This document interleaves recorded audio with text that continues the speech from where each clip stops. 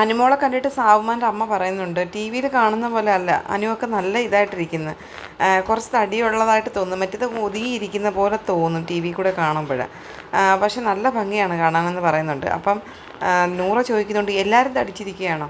എല്ലാവരും നന്നായിട്ട് ഒതുങ്ങിയായിരിക്കുന്നതെന്ന് പറയുന്നുണ്ട് സാവുമാൻ്റെ അമ്മ.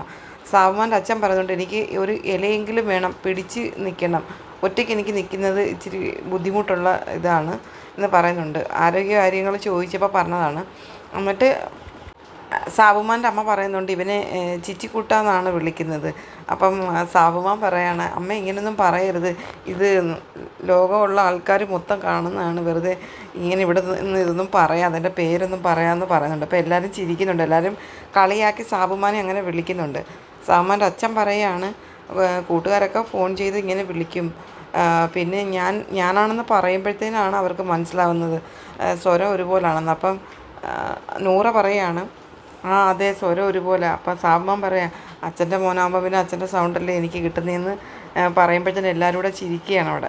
സാബുമാൻ പറയുന്നുണ്ട്, എല്ലാവരും കൂടെ വന്നേ എനിക്ക് കുറച്ച് കാര്യങ്ങൾ അറിയാനുണ്ടെന്ന്. അപ്പോൾ എല്ലാവരും പറയുകയാണ്, അങ്ങനെ പറ്റത്തില്ല, ഇവിടെ നിന്ന് പറഞ്ഞാൽ മാത്രം മതി, അങ്ങനെ പ്രത്യേകം മാറ്റിയിരുത്തി പറയാൻ പറ്റത്തില്ലെന്ന് പറയുന്നുണ്ട്. അപ്പം എല്ലാവരും ചിരിച്ചുകൊണ്ട് പറയണേ, ഞാൻ പുറത്തെ കാര്യമൊന്നും അല്ല ഞാൻ ചോദിക്കുന്നത്, എനിക്ക് വേറെ കാര്യങ്ങൾ ചോദിക്കാനുണ്ടെന്ന് സാബുമാൻ പറയുന്നുണ്ട്.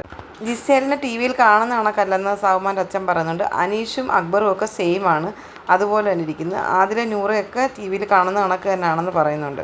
ജിസേൽ ചോദിക്കുന്നുണ്ട്, സ്ക്രീനിലൂടെ കാണുമ്പോൾ എനിക്ക് വണ്ണം ഉണ്ടോ? അപ്പം സാബുമാൻ്റെ അച്ഛൻ പറയുന്നുണ്ട്, സ്ക്രീനിൽ കാണുമ്പോൾ കുറച്ചും കൂടി തടിയുള്ളതായിട്ട് തോന്നുന്നുണ്ട്, പക്ഷേ അങ്ങനല്ല, നേരിട്ട് കാണുമ്പോഴാണ് നല്ല ഭംഗിയെന്ന് പറയുന്നുണ്ട്. വളരെ സോഷ്യലായിട്ടാണ് സംസാരിക്കുന്നത്. സാബുമാൻ്റെ അച്ഛനും അമ്മയും എല്ലാവരോട്ടും ഭയങ്കര കമ്പനിയായി, എല്ലാവരോടും എല്ലാ കാര്യങ്ങളും സംസാരിക്കുന്നുണ്ട്.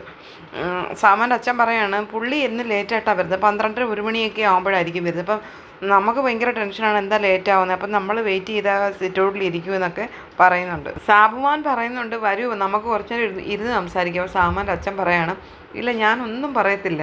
സാബുമാൻ പറയാം, അല്ല പുറത്തെ കാര്യങ്ങളൊന്നും അല്ല ചോദിക്കാൻ, ഞാൻ എൻ്റെ കാര്യം പറയുക. ഞാൻ പറഞ്ഞു, അല്ല ഞാൻ പുറത്തെ ഒന്നും പറയത്തില്ലെന്നും പറഞ്ഞ് ചിരിച്ചുകൊണ്ട് എല്ലാവരും കൂടി സാബുമാൻ്റെ അച്ഛനെയും അമ്മയും പുറത്തിരിക്കാനായിട്ട് കൊണ്ടുപോവുകയാണ്.